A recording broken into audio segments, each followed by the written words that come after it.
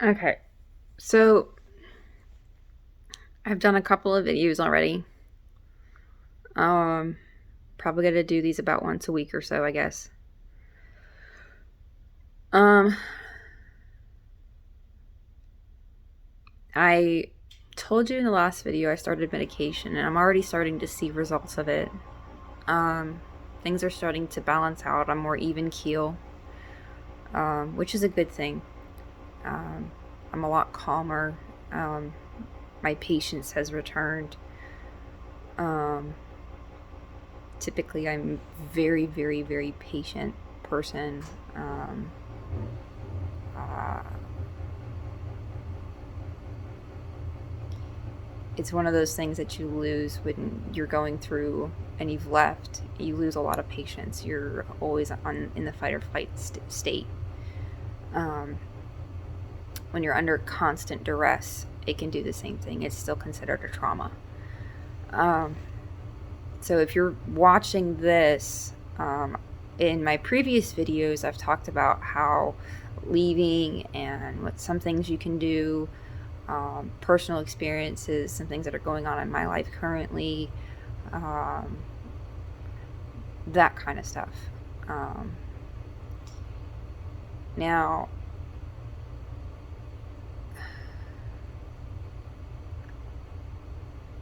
this is a bear that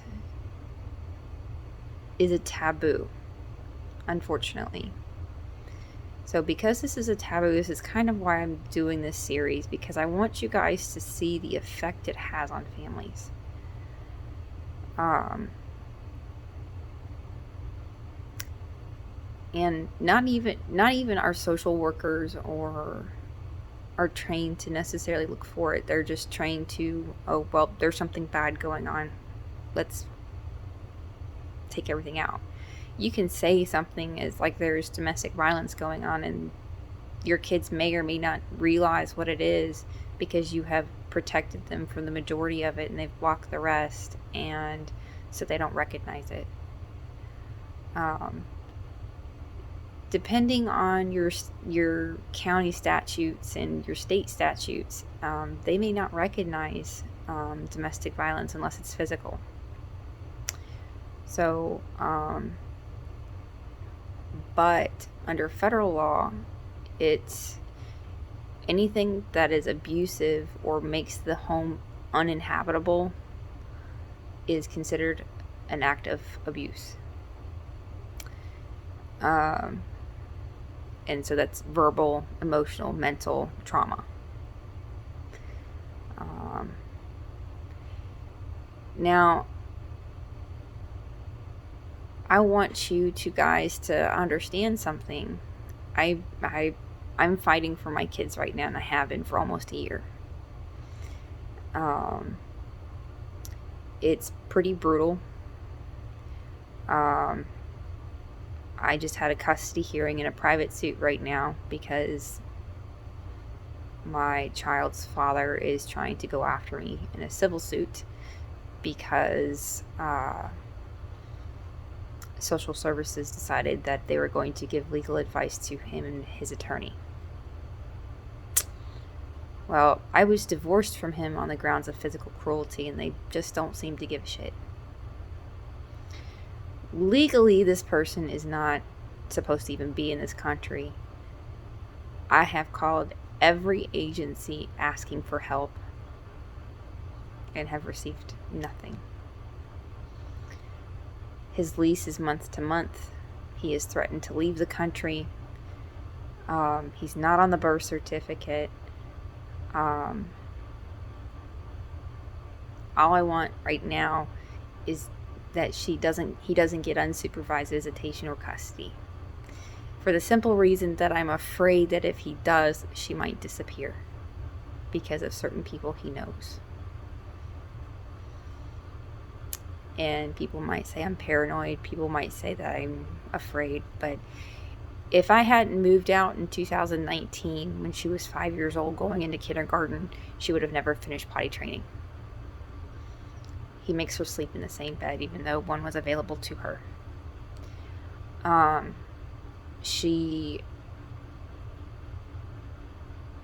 does her homework only with me. She doesn't do it with her dad because her dad can't read it. And what's funny is that his hours are so long that he can't take care of her. Yet I can rearrange my job and my schedule to care for her and still find a sitter and go get her and still have time to make dinner. Does that mean I lose sleep? Sure. But she's my kid. I'm not saying dads can't do stuff, okay? But, and that's not what I'm saying at all. You guys are very well qualified to do these things, but there's the potential for real danger for her at this point in time. She loves her father, and I respect that. Regardless of the situation between me and him and what he has done, she loves him. It's still her dad. And, every little girl should love her dad. And I will never blemish that for her. Not to her, at least. And, it's really hard to hear. He sits there when she does visitation with my mom, and he sits there and he talks crap to her, and she sits there and she tells me these things, that he tells her that I'm a bad mom. I don't love her anymore.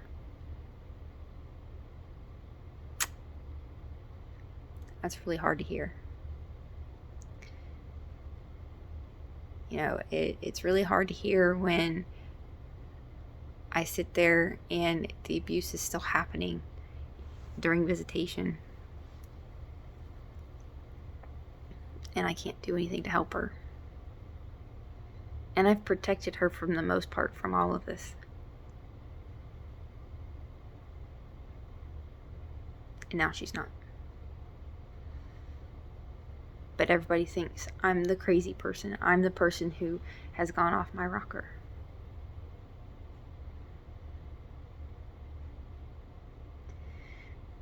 You all have to understand that domestic violence is something that is hard to talk about. You're going to only remember bits and pieces of it. The children may only remember bits and pieces of it.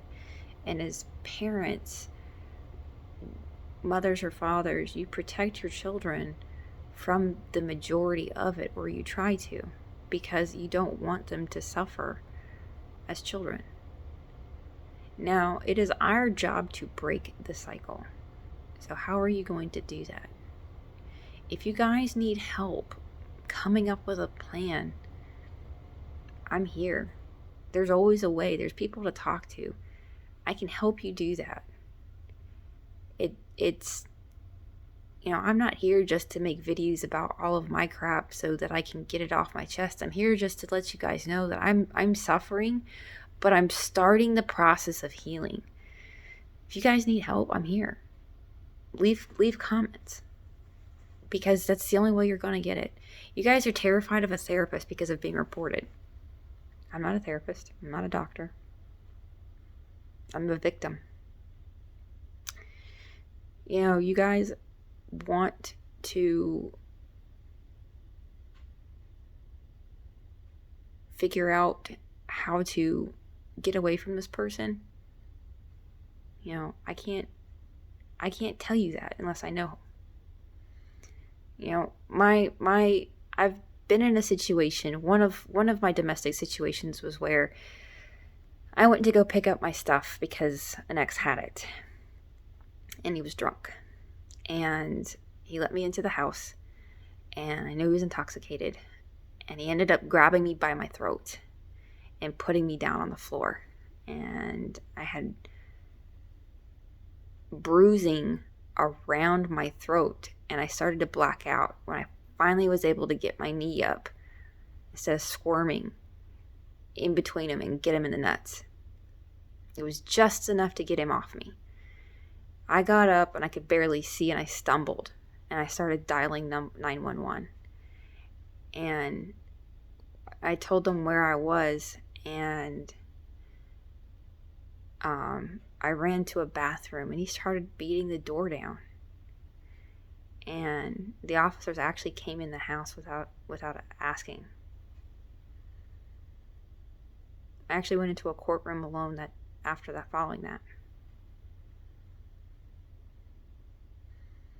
You can hate this person all you want to, but I'm going to tell you something too. Your hatred is only going to hurt you. It's going to make you ill. I hated him. I hated him for a long time. Even hated him in that courtroom. But I told the judge, I said, you know, I asked for leniency because he had 2 boys. Because he has to learn. And I said, I asked the judge to put him in a drug and alcohol program. So he has to get clean for them kids. Not because of me, but for his children.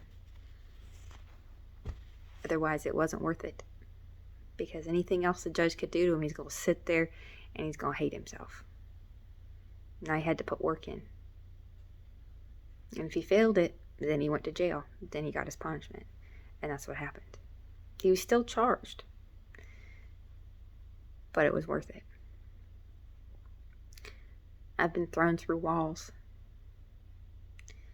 But see, I'm a fighter. I don't start them. But I'll fight you. I always will. I always have. I'm a verbal combator at best, unless you come at me. You got to sit down and decide for yourself what is enough. When are you done? Because what is right for you? It is hard to live by yourself. It is hard to do this. It is hard to go. It is hard all the way. I have lost my stuff 5 times over in my entire household. Everything. My couches, my bed, my kitchen stuff, everything. When at my first marriage, I had a $10,000 kitchen stuff in my kitchen. Everything you could possibly think of was in my kitchen. Hell, my silverware were tipped in gold. Okay? And they're gone. I don't have them no more. They're gone. I had coffee mugs out the wazoo that would make you blush. Gone. Everything. Every stinking thing is gone. All of my nice fluffy towels, everything. All of my stuff, my clothes, everything. That situation, I left with 2 suitcases, 2 car seats, and 2 diaper bags, and that's it. And most of the stuff that I left with was my kids, not mine.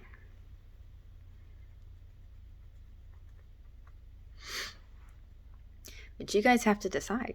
You have to make the decision. And that decision is the hardest decision you're going to make in your entire life.